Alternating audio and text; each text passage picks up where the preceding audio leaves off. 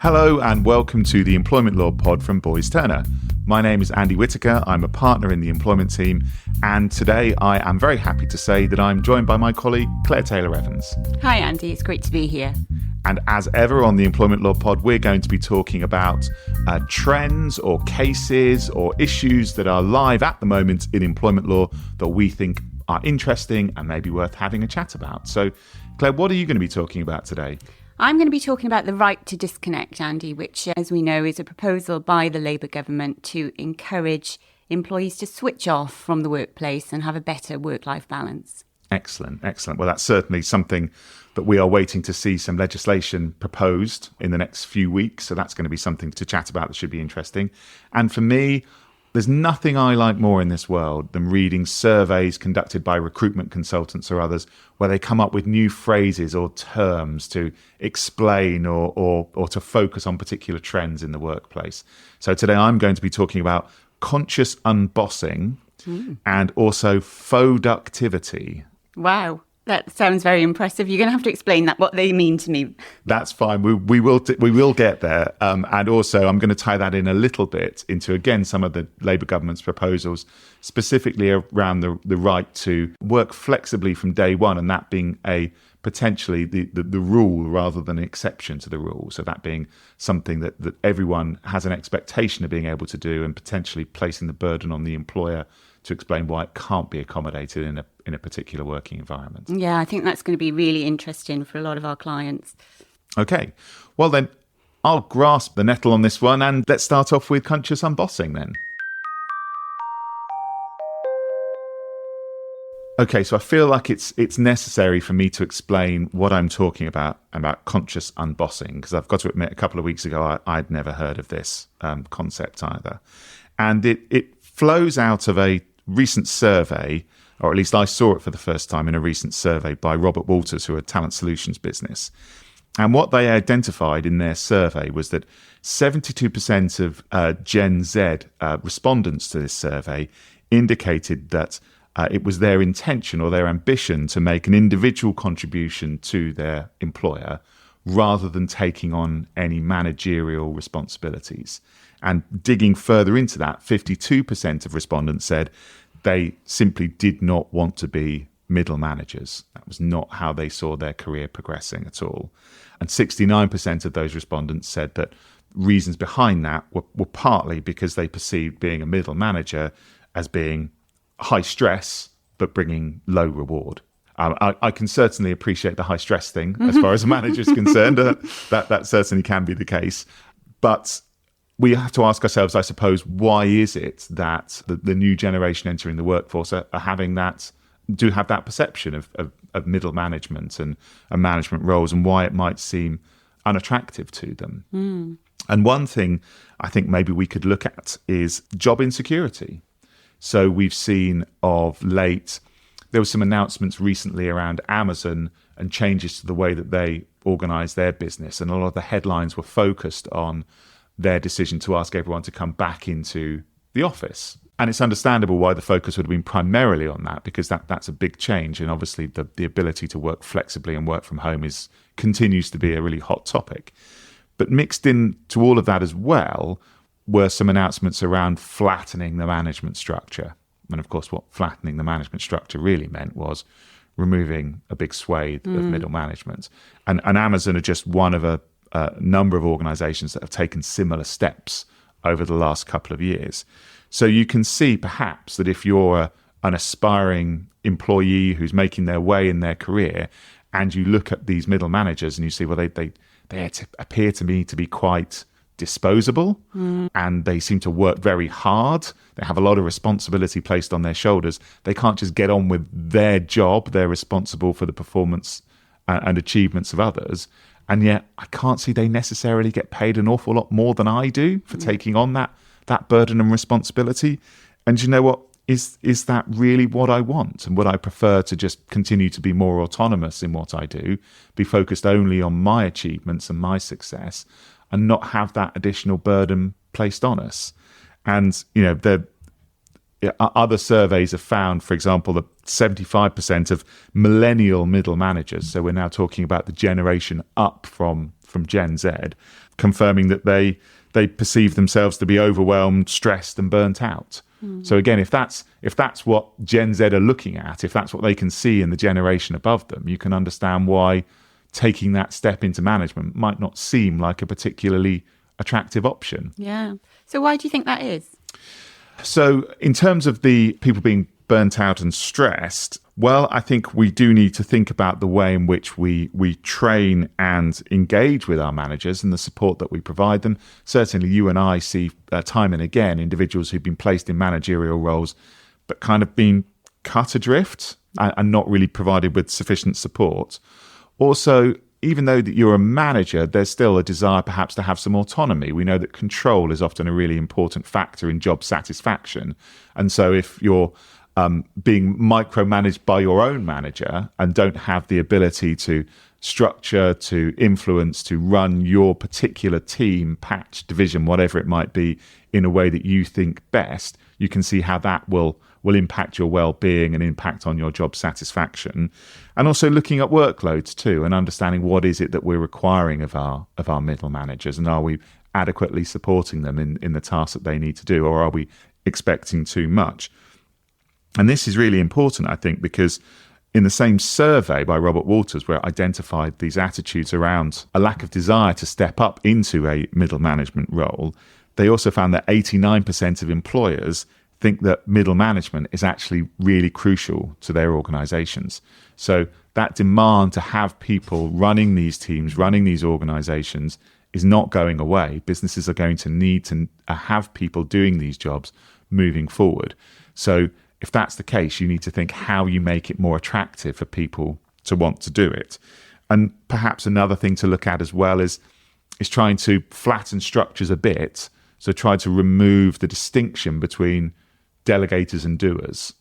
Try to remove that sort of them and us mentality that can sometimes arrive in very hierarchical structures. And again, make it unattractive to move into a role of that nature and feel that you're, excluded from peers or even that you're then answerable to other people. I think that then goes back to autonomy too. So something I've only seen had a name applied to it over the last few weeks, but I think it is something that we are maybe seeing more widely in our experience and our dealings with our clients. So do you think employers putting in place management training and support for those managers will make Gen Z feel that is a much more attractive role for them in the future? I think so. I think there maybe are some generational attitudinal issues that arise from the different generation. We know about concepts of sort of having more of a portfolio career, side hustles, that kind of thing. And maybe for some, there's the attitude, well, I'll go and do my day job and I'll do 9 to 5 but actually I don't really want to have a high level of responsibility in that role because I want to channel my energies into the creative stuff that I do outside of my formal job. So whether that be something creative in terms of music or art or design, or whether it's running your own small business, whether it's selling something on Vinted or whatever it is, that's where you focus your main energies. And you just say, well, I'll take my job and I'll do my job and it'll pay me and that's enough. But I don't really see it being attractive taking up that additional responsibility of middle management. So I think, going back to the point you made, providing that support, making sure that people are properly remunerated for what they do and making sure they feel properly rewarded and appreciated in their roles to try and make it a more attractive step for individuals to take. I think that is really important because, as you say, if it isn't attractive and employers need these roles, they need these managers in place, what are they going to do? They need to really act on this. The second subject I want to talk about is faux-ductivity. What do I mean by that? It's an odd word. Well, it's one of I love portmanteaus, and this is kind of what this is. So it's faux, as in F-A-U-X, so false, and then ductivity, as in productivity. So you need to think of it as being sort of the opposite, perhaps, or fake productivity. So it's giving the appearance of productivity rather than actually doing anything productive. So that can be something as insidious as, let's say you're working from home and you know that your Microsoft Teams will pick up if you don't waggle your mouse every 5 or 10 minutes or so and indicate that you're offline. So you just sit there watching Netflix and occasionally waggling your mouse to make sure that that doesn't appear that way. Or less extreme examples of it, of just filling your day with endless team meetings or Zooms calls or things like that, which don't actually progress anything. It gives that surface level impression of doing things, but not actually making a positive contribution to the success of the business or the particular work that you're trying to achieve. So being busy for busy's sake. Yeah, absolutely. So filling your time, perhaps. So the first example is really not filling your time, but giving the impression that you're filling your time, or alternatively filling your time with stuff, but that isn't actually doing something that's of value. So the question is, I suppose, it's a lovely word, but is it actually a real thing? Is this a genuine phenomenon, or is this just something that's, people have dreamed up and are giving a name to? Well, we do know that productivity in the UK is falling. We know that we have an issue, or perhaps not falling, but we do know we have a productivity issue in the UK, and that we are not as productive as we would like to be. And so it's legitimate to ask, well, why might that be the case? Why is it that productivity is not as healthy as we would like? And again, we'll go to one of these surveys that was undertaken. This time it was by Workhuman, who are a sort of HR software organization. And in their survey, it would suggest that it's not particularly widespread, in that 67% of the respondents to their surveys denied ever engaging in faux-ductivity. Although I suppose you might say, you would say that, wouldn't you? Of course they would. who's going to admit to this?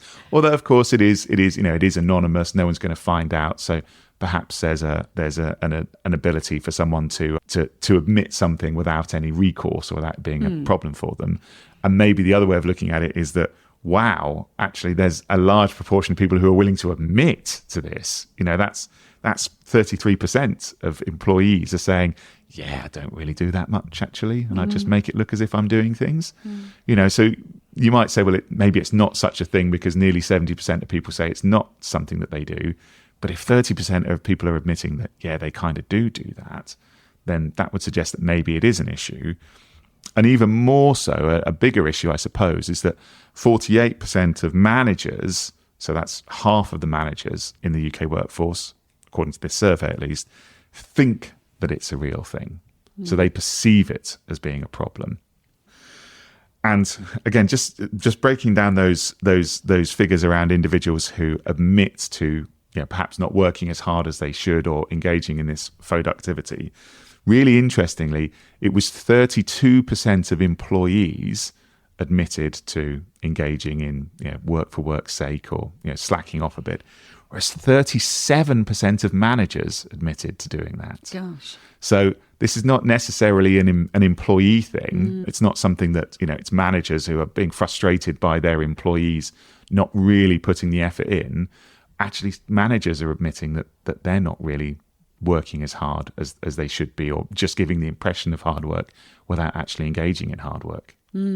That's really interesting. So what do you think that means then? Well, the question is why? Why do we think this is happening, I suppose? Well, I think there could be lots of answers to it. Is it a well-being issue? So is it essentially feeling disengaged, feeling burnt out, feeling stressed, feeling unmotivated by the work that they're undertaking? It could be an element of laziness in it as well. That's a possibility. There could be issues around other responsibilities. So I've spoken already about people engaged in side hustles. Is it the case that people are doing other things, or whether it's things in their life, so personal responsibilities and personal admin, or is it that they're doing other roles or engaging in non-work related activities when they should be working? Is it other distractions? I mentioned waggling your mouse while watching Netflix. Is it that for some people, maybe if they're working remotely, there are just other things going on in their life? Again, not necessarily as insidious as deliberately making a decision to watch TV when you should be working. But if people are coming in and the kids come home from school and the doorbell goes and it's the gas man or whatever it is, there are things that are sort of engaging and taking our focus away from what we should be doing. And also maybe the always on culture, maybe that's plays a part in it as well. If you are a slave to your mobile phone and it's always pinging and the emails are always coming in, I know you're going to talk about the right to switch off later on, but if that's a thing and you never feel like you ever really cut a break, you're always at the behest of your manager or your colleagues or clients even, does that impact upon how engaged and motivated you feel just during the course of the day? And does that result in people just feeling, well, I'm just going to get through the day. I'm just going to do what I've got to do to get through to the end, to do that bare minimum of work, rather than really engaging and trying to do more, just because I'm just fed up. I'm done with this. Yeah. Well, that is really interesting. But what do you think that means in terms of employers? What can they do about this? Well, certainly the respondents to the survey suggested that actually there was where there was engagement from managers. So where someone felt abandoned and just left to their own devices and there was a lack of engagement, then they're more likely to be disenchanted and simply just do that bare minimum and get along. Whereas if you have a manager who's properly engaged in your work, checks in with you, tries to understand what's going on, offers support, assistance, etc., also looks to provide other things, whether it's training or additional resources or whatever, that can boost the engagement of the employee and therefore reduce the propensity for, again, just going through the motions and giving the impression of busyness. So just making sure that they are checking in with their employees. And I suppose that's even more important if people are working remotely or hybrid.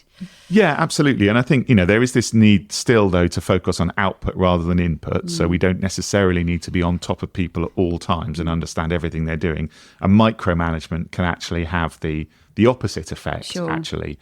But what we don't want to be doing is abandoning people and just leaving them to their own devices, especially when we have a work from home culture or a hybrid working culture that's developed in many sectors in the UK. I ended the last section talking about hybrid working culture, and that brings me to my final point, and that's around the proposals for employment law reform. And we know that one of the things that was spoken about at the recent Labour conference, and that we know is an intention of the government, is to amend the right around flexible working, because we know that originally this started as something that was available for people with caring responsibility or children. Then it was broadened out to everyone, although it was subject to a service requirement. That service requirement has now gone, so it is a day one right.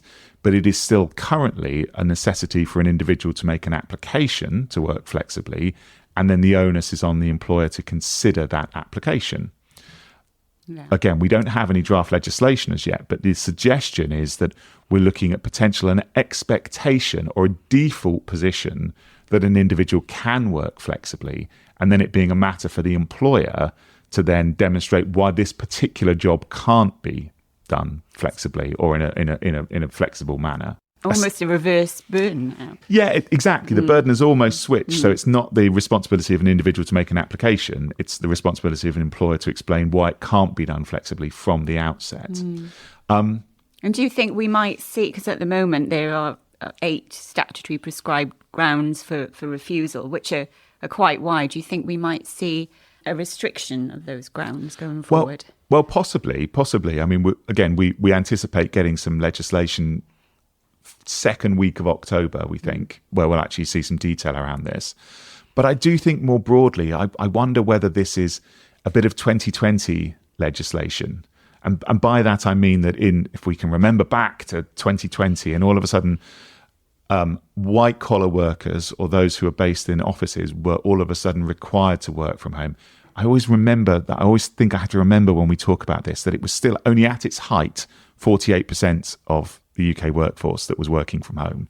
because, we talk about this very broadly, but for many people in the service sector, in hospitality, in retail, etc., they can't work. It's not possible to work from home, or in distribution, etc. But there was this great move that, isn't this wonderful? This is brilliant. We can all work from home now. No, this is the end of the office. No one ever needs to go back in. And for many sections of society, it was seen as a real godsend, actually. I can now work flexibly. It gives me freedom. It reduces my commute. I can juggle other responsibilities. And it was seen as a real positive boon. And those things persist. But at the same time, from our experience, we've seen that many sectors it works, and for many sectors it's not as successful. And even within sectors, some businesses have found that a hybrid working pattern is something that really does work for them, whereas others find that it just doesn't, and they don't find that it's something that they can incorporate as successfully. The mood music of late has been towards businesses asking people to come back in more frequently, not necessarily full time, but more frequently. So I do wonder, and I'll sort of leave you with this thought, I suppose, is that whether it is the right thing for the government to be doing, to be mandating this right and setting up as the default, regardless of the circumstances of the business, regardless of the sector that they operate in, rather than leaving it for an individual business to decide how it wants to offer employment to individuals, and then considering flexible working requests as and when they're made. I think you're right, Andy. I think a one-size-fits-all approach can be dangerous. If we look at the traditional concept of a workplace with everybody being in the office 9 till 5 or 9 till 5:30 or even later, Monday to Friday, that was a one-size-fits-all. And obviously we've seen the benefits of the hybrid working model. So flipping to the other way isn't necessarily the right approach either, I think. No. Well, look, I mean, on this podcast, we often finish talking about particular sections by saying, watch this space. And I'm a stickler for tradition, so I'm going to say that once again, and watch this space. We'll see what happens in the next few weeks. Okay, so before we disconnect for the end of this podcast, Claire, you're going to be talking now about the right to disconnect. I am indeed. So the right to disconnect is a proposal by the Labour government for employees to switch off from the workplace and for the Labour government to regulate that in some way. And it was first discussed in 2021 in the Labour Party's Green Paper with a promise to bring in the right to switch off, which was disconnecting from work outside of working hours and not being contacted by your employer. It was part of the Labour Party's Green Paper with a promise to bring in the right to switch off back in 2021. But it featured also heavily in the Labour Party's manifesto, which was, of course, all about getting Britain back to work and making work pay and increasing productivity. So you might think, why would the Labour Party be encouraging employees to switch off and step away and down tools when, in fact, what they want is more productivity? It appears obviously counterintuitive, doesn't it? But if you look at the statistics, in a survey, I think last year by Mental Health UK, 1 in 5 workers had taken time off in the last year due to poor mental health. And we've talked, Andy, previously on this podcast about flexible working, hybrid working, and the blur between work and life, essentially. And that becomes even more prevalent, I think, in remote working environments where in the office you leave your work at the door often, but when you're working from home you might nip out and juggle other responsibilities, but then obviously you have to then make up that time in the evening, and we see frequently employees working long hours, weekends, etc. Yeah, it's that always on culture that I was speaking about a little earlier on in the podcast. Absolutely. So there is, I think, very much a need to make sure that these lines are not as blurred as they currently are. And there is, I think, a need for some kind of a regulation in relation to that. Because, of course, currently we have in place in the UK the working time regulations, don't we, which legislate the maximum amount of working time per week, which is 48 hours. But obviously employees can opt out of that legislation, and senior executives often aren't regulated by that legislation because they can determine their own working hours. And of course, we know there's also legislation in place under the working time regulations for the amount of rest breaks that employees should have. So 20 minutes every 6 hours, and then uninterrupted rest 24 hours every week. But there isn't currently anything in place that says that you can't send emails, for example, after a certain time, or you must switch off your phone if you're on annual leave. And so really, the proposal is to put in place, I think, some clear boundaries or encourage employers to think about this in the future. So do we have any inkling of what the legislation or the rules might look like? Or are there any precedents that we might be able to look at of the way that other countries have managed this or sought to manage this situation? Well, I think we can look to our European friends because France has had this regulation in place since 2017. And that requires employers with more than 50 employees to negotiate with their employees on the right to disconnect. And if negotiations fail, to set out a charter of good conduct, which will set out expectations on hours and when employees are not required to answer emails, for example. The Labour Party have previously said that they are likely to follow models which are adopted currently in Ireland or Belgium. So in Ireland, the right to disconnect was introduced in 2021, and it's far more light touch than obviously the French model. In Ireland, there is no requirement for employers to have a right to disconnect policy, but the government does recommend that employers proactively engage with their employees to develop one.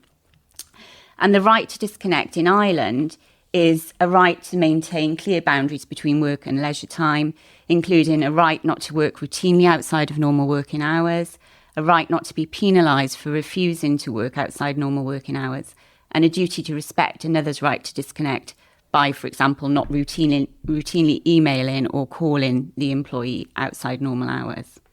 I think that flexibility is quite important, though, isn't it? Because imposing a sort of one-size-fits-all, as we've also been speaking about today, or mandating a certain way of doing things is not always going to work for everyone. And there's certain ills, there's certain bad things that we can see it would be good to legislate against. So that sort of haranguing, pestering, people being chased at all hours and not being able to take their rest and not being able to switch off. But at the same time, we know that people sometimes do work odd hours. If they've maybe got childcare responsibilities or other responsibilities, they might take the view, well, I'm going to stop doing my job right now, and then I'm going to pick it up again in the evening, maybe when I've got flexibility to do that. So by mandating a specific process that's applicable to everybody, that risks outlawing the flexibility that many people actually really benefit from. I think that is important. And obviously, the government will consult with businesses before any regulation is brought in. And that's certainly something that they would need to take into consideration, because there's no point bringing in regulation that's seeking to prevent this mischief that they're seeking to prevent if it in fact causes more problems than it solves. So we were talking about what form this new regulation might take. And if it follows the model in Ireland, there is in place not specific regulation, but instead a code of practice, which sets out good practice that employers must take into account, as I talked about, requiring them to engage with employees to develop a policy. But there isn't any particular sanction for breach of that policy. And there's certainly no requirement in Ireland for employers to put in place a right to disconnect policy.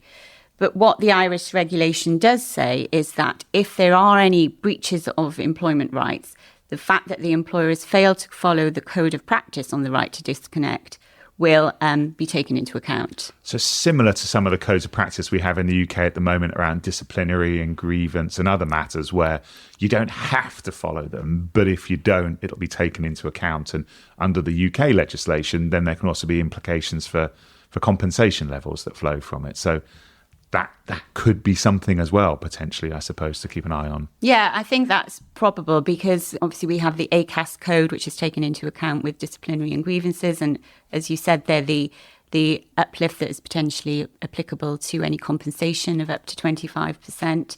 We might see something very similar, I would imagine, going forward. And also in terms of the claim that an employee might potentially have, If there is no standalone claim, which is what we expect under the right to disconnect regulation, it is possible that there could be claims, for example, constructive dismissal claims, where a manager has been giving an employee excessive work and perhaps contacting them frequently out of hours. And the fact that an employer didn't have in place, or at least hadn't even thought about this right to disconnect, could potentially be in breach of then the code of practice. You could see how then that could potentially bring into play this uplift of, if that is what comes into force, of up to 25%. And I'm actually dealing with a matter at the moment whereby a manager, and a lot of businesses have this in place now, but they had a team WhatsApp group, as we do, in fact. Indeed. Which we use, obviously, to share pictures of our pets and things that we do on the weekend. But in this particular case, the manager was WhatsApping about work after midnight, 1 o'clock in the morning, and some of the employees found this to be creating a hostile and intimidating environment. I think it's really important, regardless of legislation, that employers are risk assessing their businesses and looking at whether, in fact, there are any toxic workplace cultures in place. What is the policy on electronic communications? What is the policy on out-of-hours working? Do you have something in place that says you can switch off and disconnect on holiday, or are employees expected to be monitoring their email during their holidays as well? Actions I would suggest that employers take are really undertaking an audit of their workplace and their culture and their expectations. Because risk assessments, as we know, are very important, not least because employers have a duty to maintain the health and safety of their employees, and that includes obviously their mental safety as well.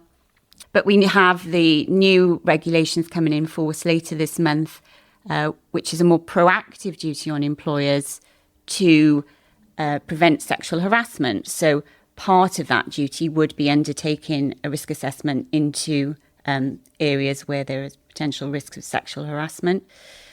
So this could be part of that wider workplace audit. So looking at, as I say, workplace culture. Are there any long hours cultures? Are there any areas where there is a toxic workplace culture?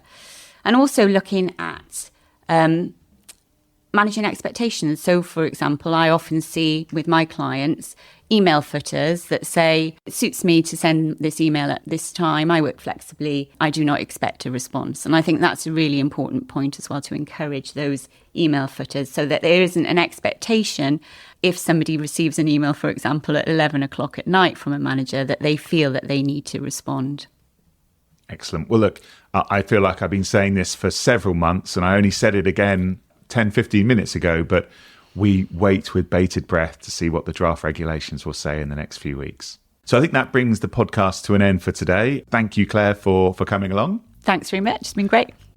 So all that remains then is to thank everyone for listening to the podcast, and to remind you that if you're interested in checking out more episodes in this series, then please do go to the Boyce Turner website, or alternatively, you can follow or subscribe wherever you listen to your podcasts. Thanks again, and goodbye.